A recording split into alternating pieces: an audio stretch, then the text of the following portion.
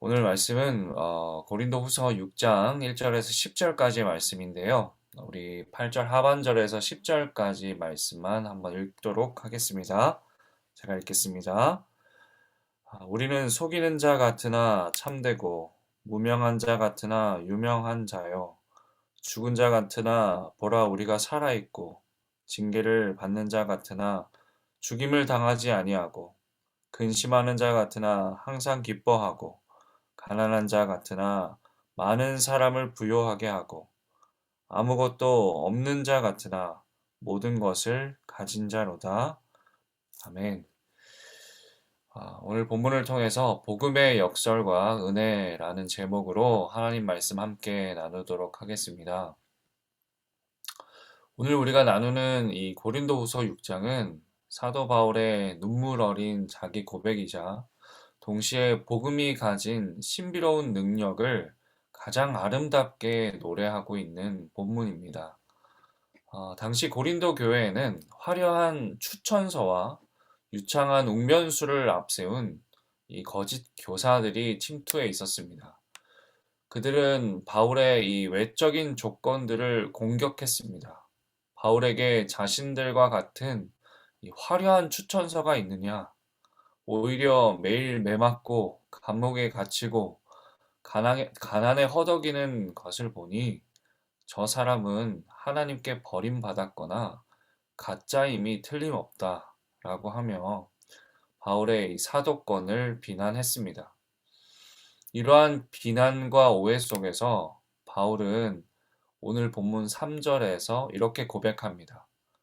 우리가 이 직분이 비방을 받지 않게 하려고 무엇에든지 아무에게도 거리끼지 않게 하고, 여기서 거리끼지 않게 한다는 말은 길에 놓인 돌뿌리처럼 누군가를 걸려 넘어지게 하지 않겠다는 뜻입니다. 바울은 자신의 명예보다 자신이 맡은 화목하게 하는 직분과 그가 전하는 예수 그리스도가 가려질까 봐 두려워했습니다.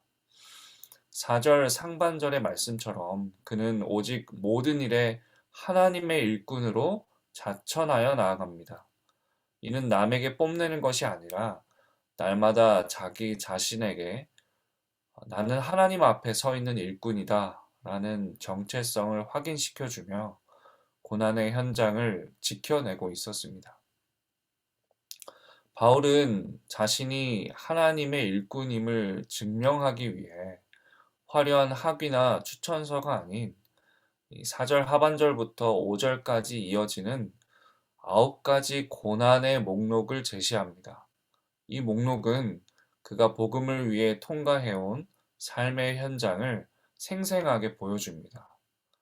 이 9가지 고난은 성격에 따라 3가지 부류로 정리할 수 있습니다. 먼저 많이 견디는 것과 환난과 궁핍과 고난은 사역을 하면서 마주하는 불가피한 압박과 결핍을 말합니다. 사방이 꽉 막힌 막다른 골목 같은 상황에서도 그는 묵묵히 견뎌냈습니다. 이어서 매맞음과 갇힘과 난동은 외부로부터 가해진 직접적인 박해를 의미합니다. 실제로 그는 복음을 전하다 채찍에 맞았고 감옥에 갇혔고 군중들의 위협 속에서 그는 늘 생명의 위협을 받아야 했습니다. 마지막으로 수고로움과 자지 못함과 먹지 못함은 사명을 위해 스스로 선택한 자발적 희생입니다. 복음 전파의 긴박함 때문에 때론 밤을 새며 텐트를 만들어 자비량으로 선교하며 때론 기꺼이 굶주림을 선택했던 것입니다. 이 비참해 보이는 이력서가 어떻게 하나님의 일꾼으로서의 증거가 될까요? 우리는 바울이 이 고난을 이겨낸 방식에서 그 해답을 찾습니다. 6절과 7절을 보면 바울은 분노나 꼼수 대신에 깨끗함, 지식, 오래 참음, 자비함으로 대응했습니다. 그는 성령의 감화와 거짓 없는 사랑, 그리고 하나님의 능력에 온전히 사로잡혀 있었습니다. 바울은 진리의 말씀을 좌우의 병기로 삼아 영적 전쟁을 치렀습니다. 바울이 고난을 살아낸 방식은 단순히 참고 견디는 것을 넘어 고난의 현장을 거룩한 성품과 하나님의 능력으로 정복하는 삶이었습니다.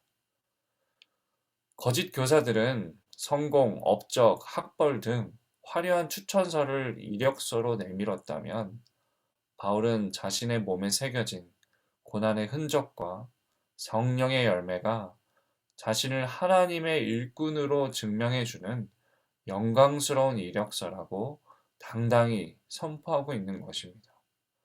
거짓 교사들에게 고난은 수치와 실패의 상징이었지만 바울에게 있어 고난은 은혜와 영광의 상징이었습니다. 이제 본문은 그리스도인의 삶의 가장 아름다운 절정인 역설의 찬가로 나아갑니다. 8절부터 10절까지 바울은 세상의 평가와 영적인 실제 사이의 간극을 7가지 대조를 통해 장엄하게 선포하고 있습니다.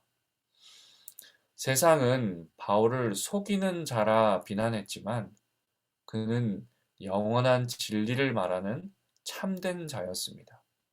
세상은 그를 떠돌이 설교자라고 하며 무명한 자로 취급했으나 하나님 나라에서 그는 가장 주목받는 유명한 자였습니다.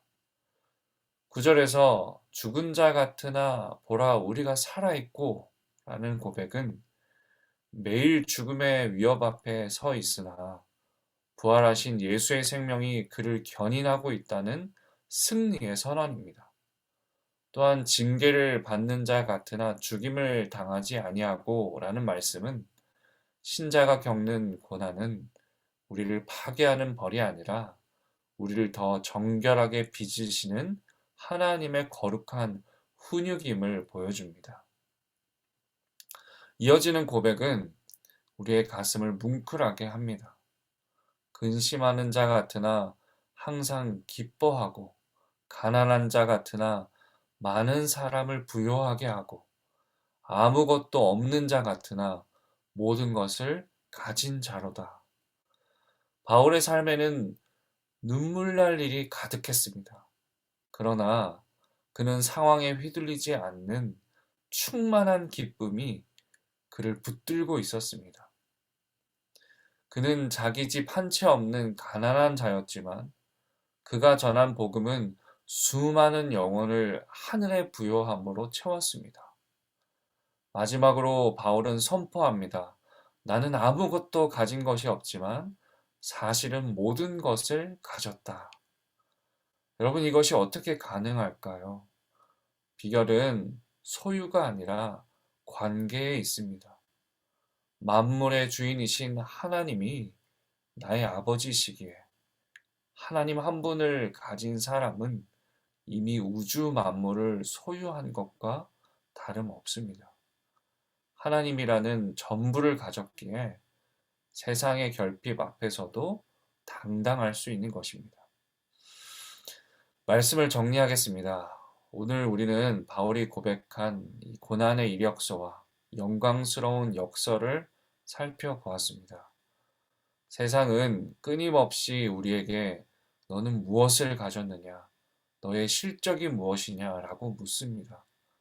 그리고 우리가 가진 것이 적거나 혹은 우리가 고난 중에 있을 때 우리를 무명한 자 혹은 실패한 자라고 낙인 찍으려고 합니다. 그러나 사랑하는 성도 여러분, 오늘 바울이 보여준 이 역설의 진리를 가슴에 새기십시오.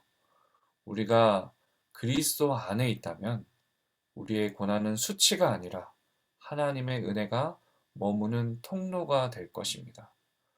우리의 결핍은 비참함이 아니라 하나님의 능력이 나타나는 무대가 될 것입니다. 오늘 삶의 현장으로 나아가실 때 우리의 없음에 주목하는 것이 아니라 내 안에 계신 예수 그리스도께 주목하는 여러분 되시길 소망합니다. 나는 아무것도 없는 것 같으나 모든 것을 가진 자라는 이 거룩한 고백이 여러분 가운데 있기를 소망합니다.